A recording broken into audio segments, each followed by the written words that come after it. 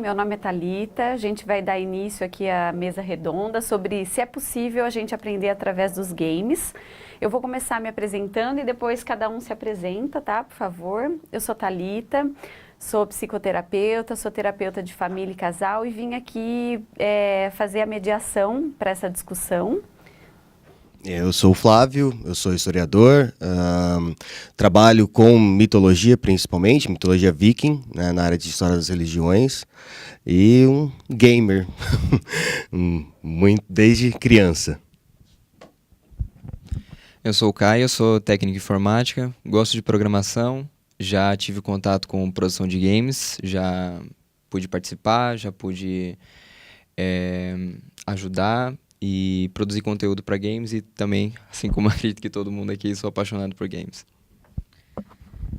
Eu sou Ana Clara, eu sou professora do ensino fundamental, fui durante muitos anos professora da educação infantil. Eu gosto bastante dos games, é um assunto que me interessa e além de ser professora, eu também sou cantora, tenho banda, etc. Meu nome é João, eu trabalho com design de games e estou começando a estudar, né, design de games e pretendo desenvolver os jogos que vocês vão jogar no futuro. Então vamos lá. O que mais me deixa intrigada, que eu fiquei pensando logo que eu recebi a pauta para isso, né, para estar aqui com vocês, me veio muito à cabeça assim, essa questão do é possível aprender com o jogo e se esse jogo também tem alguma influência, assim, o que ele traz de positivo para as pessoas, né? Me explica um pouquinho melhor, porque todo mundo tem muita experiência com o jogo, mas eu aqui, eu sou o contrário, eu não sou uma jogadora, então assim, para mim vai ser muito interessante que eu vou aprender com vocês. Eu posso começar? Eu queria começar só citando um antropólogo que foi primeira pessoa a começar a estudar o ato de jogar, né? Então ele não começa nos jogos eletrônicos, como acho que todo mundo aqui começou, né? Nem existiam computadores na época. O nome dele é Johann Huizinga e ele diz que os jogos eles foram criados há muitos e muitos anos atrás. Então a gente tem até registros antropológicos, né? Tipo de praticamente fósseis, assim, que os caras encontravam de coisas que as pessoas usavam para jogar. E o jogo, ele basicamente foi criado para tornar uma ação não tão legal de fazer, assim, não tão gostosa de fazer, que as pessoas não tinham aquela vontade de fazer o tempo inteiro em algo divertido, para que eles possam fazer o tempo todo.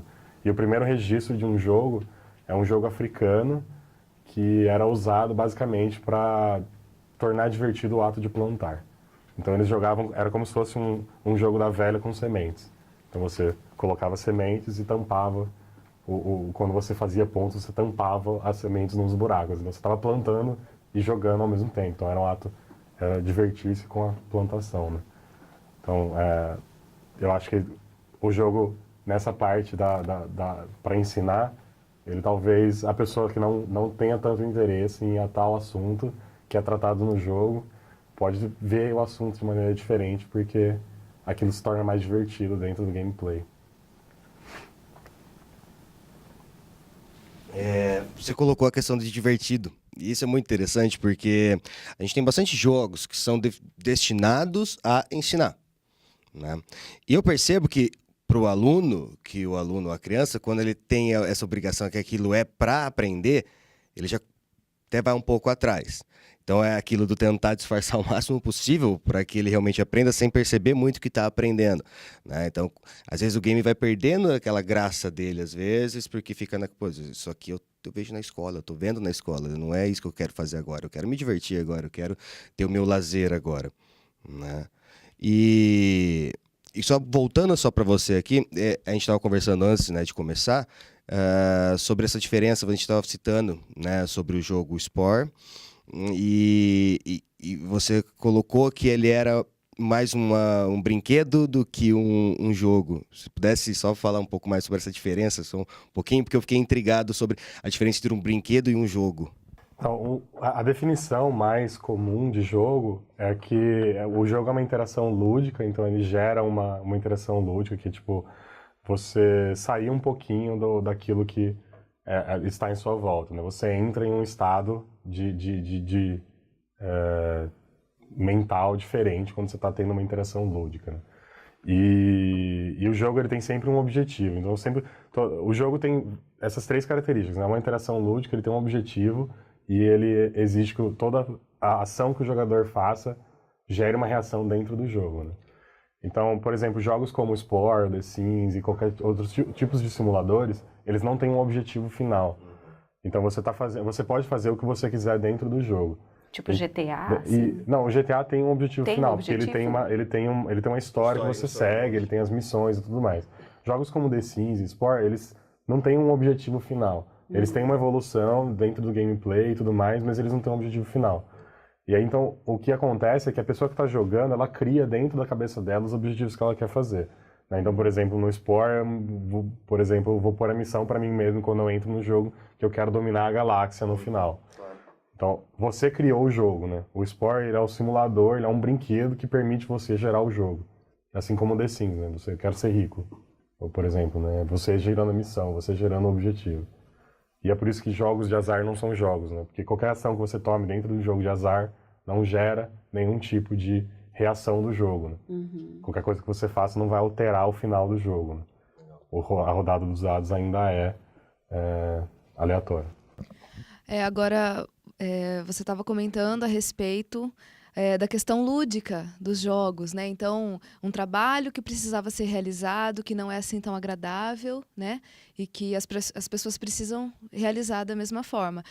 Eu acredito que, principalmente para os menores, né? Você comentou a respeito dos alunos, agora eu quero o meu momento de lazer, eu não quero jogar algo que eu aprenda.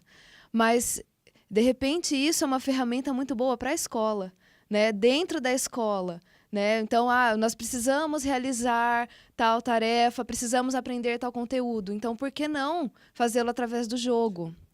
E os menores, é realmente uma ferramenta... tudo que a gente puder transformar em jogo é muito rico para eles. E eles aprendem muito mais, sem ter essa capa, vamos dizer assim, de escola, de matéria, de conteúdo. É muito, muito rico para as crianças, né? Só aproveitando a ideia da simulação e essa parte da educação, você comentou do jogo das sementes, eu acho muito legal porque o Minecraft, ele tem, não só a natureza dele, mas agora a Microsoft também fez uma edição que eu esqueci o nome, que é voltado para a educação. Eu não sei se é Minecraft Education, alguma coisa assim. E ele tem essa parte lógica de ensino. Então, não é um jogo que você vai chegar lá, eu vou tentar plantar uma árvore em qualquer lugar, em qualquer tipo de solo, longe da água, perto da água, em um lugar que não chove. Então, eu acho que para essa parte educacional, só puxando que dentro da nossa pauta estava o Minecraft, acho que a gente vai depois acabar chegando nele. Eu acho que essa parte... ele pode prover uma educação muito bacana. E o Minecraft também tem a questão social. Se você jogar com um amigo, jogar no modo multiplayer, você vai ter a questão de quem que vai minerar, quem que vai construir, você vai ter divisão de tarefas, você vai ter administração do seu tempo. Exatamente essa ideia da simulação. O que eu quero fazer do jogo? Porque o Minecraft é um jogo aberto. Você pode falar assim, eu quero ir pro Nether e matar aquele boss final, que eu nem sei se tem mais, se ele já é o dragão, né? Ou você pode... Não, o meu objetivo é só fazer construção, eu quero entrar no modo criativo e só ficar construindo. Então, essa questão... Tem vários jogos, mas o Minecraft e alguns outros jogos, eles têm uma ideia bem geral, não é um ensinamento muito focado, né? Ele abre muitas portas, isso é muito da hora.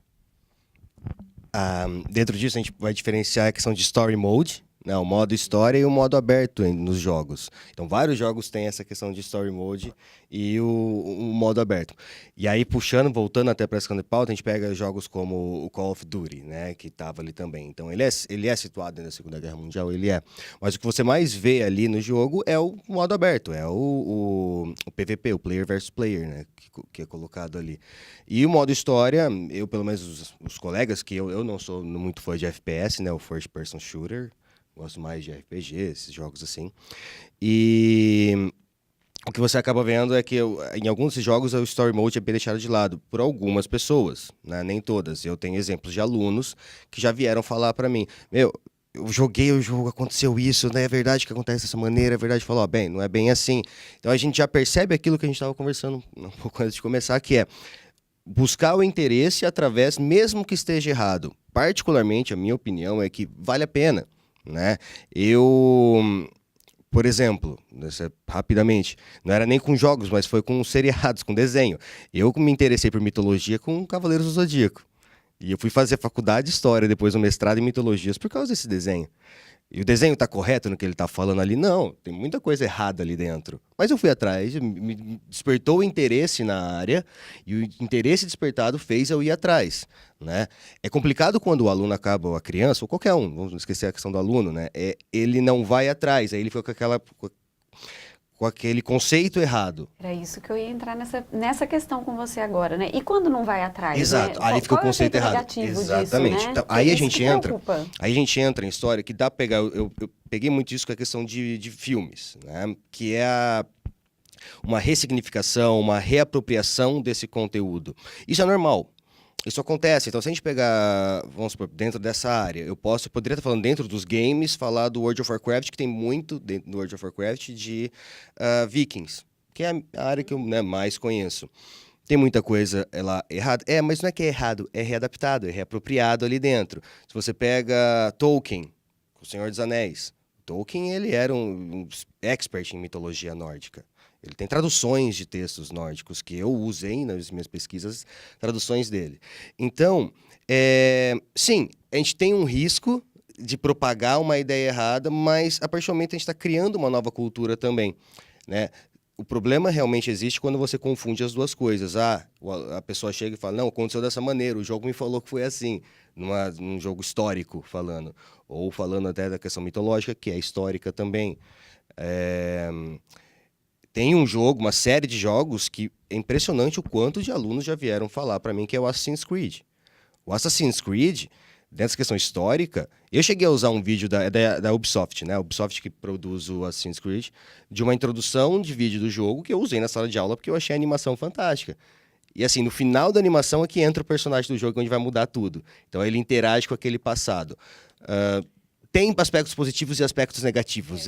Agora, e essa questão dos assassinatos e tudo mais, né? Porque o que me preocupa, porque assim, eu jogava muito Doom, né? Na minha época era o Doom, né?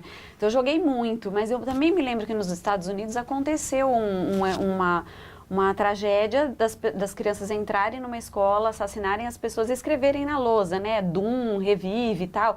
Então, isso é uma questão assim, né? Não acho que o jogo seja tão ruim, mas também essa é uma questão que me preocupa. Eu vou falar um pouco, porque eu falei bastante, eu acho que todo mundo vai ter uma opinião sobre essa questão. Bom a gente ouvir de todo mundo. Porque essa questão é uma das mais...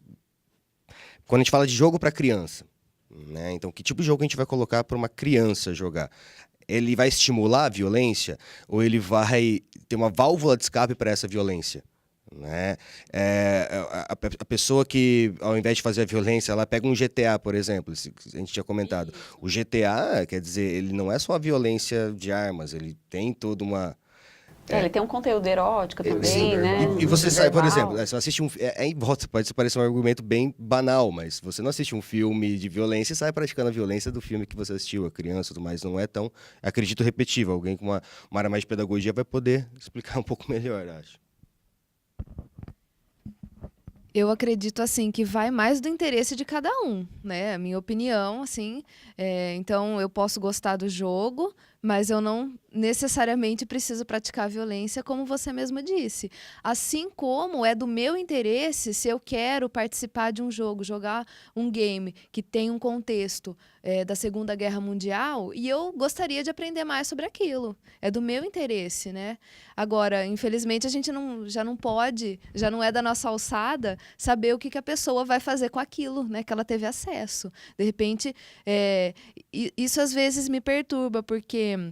Às vezes a referência para aquilo é alguém perturbado, que tem, né, algum distúrbio, e aí todo mundo que joga vai ser violento. Exatamente, não generalizar, vai de cada um sempre. É a minha opinião, não sei o que vocês têm para falar sobre isso. Eu acho que o videogame, por ser uma coisa nova, por ser uma coisa muito recente, ele enfrenta um pouco de preconceito por parte desses tipos de notícia que a gente tem, né? Do tipo, a criança escrever Doom revive na lousa depois de um tiroteio. E a gente, por exemplo, não vê tanto assim quando vem de outras mídias, né? Por exemplo, é muito famoso o caso do, sendo real ou não, né? Do cara que entrou na casa do John Lennon e assassinou o músico. Ele citava o livro, né? Um apanhador no campo de centeios. Ninguém pôs a culpa no livro, né? Então, por ser uma mídia um pouco diferente, porque o livro você não interage diretamente, você não age dentro do livro, você age dentro do jogo, né? Então você tá, por mais que um livro seja violento, um filme seja violento, você não está agindo daquela maneira, né? São os personagens dentro da tela. E aí no jogo você está agindo como o personagem violento. Então eu acho que gera um pouco de preconceito dessa parte. Mas eu acredito que o jogo ele não tem essa capacidade de tornar a pessoa mais violenta. Eu acho que a interação dentro do jogo talvez pareça para a pessoa que tem algum tipo de distúrbio algo que um pouco mais relevante na vida dela, né? Então a violência dentro do jogo Doom para ele é muito mais relevante do que qualquer outra coisa. Então quando ele entra numa escola para fazer um tiroteio, a primeira coisa que aparece na cabeça dele é o jogo. Não ao contrário, né? O jogo gerou na cabeça dele aquela E que não ideia. sei, talvez tenha alguma coisa aí permeado pelas obsessões também, né? Isso, Que desperta em algumas pessoas, né? Thalita, eu gostaria de... É uma dúvida, realmente, você que é psicóloga vai saber, né, me esclarecer. O ser humano, ele tem dentro dele uma violência que ele, de repente, precisa extravasar de alguma forma? Então, Você Não, quer falar? não. Ah, você fez assim, achei que você queria falar Não, também. é que- Não, então, exatamente. Eu acho que todo ser humano tem isso em potencial. Alguns são despertados em determinados momentos e outros não. Porque o que a gente precisa entender é assim, existe uma questão social que a gente vai aprendendo desde que a gente nasce a controlar. Então, na verdade, assim, é o que a gente chama de... Como que a gente fala? Me fugiu um pouco aqui. Controle inibitório, né? Voltou. Esse controle inibitório a gente vai aprendendo. Então, não é só porque eu quero agora ficar muito nervoso e gritar com todo mundo que eu vou sair berrando com todo mundo, né? Por mais que a gente tenha vontade, a gente vai vendo o contexto. Aqui cabe isso? Não vou fazer isso, né? Então, a gente vai aprendendo a se controlar. Né? Então, todo mundo tem potencial, sim, claro, né? Algumas pessoas são mais trabalhadas, outras nem tanto. Eu não quero falar, eu não tenho certeza, eu devia ter pesquisado um pouco mais nesse aspecto, mas tem uma questão de extravasar ali dentro, né? De tirar isso e colocar essa violência de uma outra maneira ali. Você canaliza para outras coisas. Exato. Isso. Então pode ser uma válvula de escape mesmo. Assim como pode ser um esporte, uma luta, Exato. né?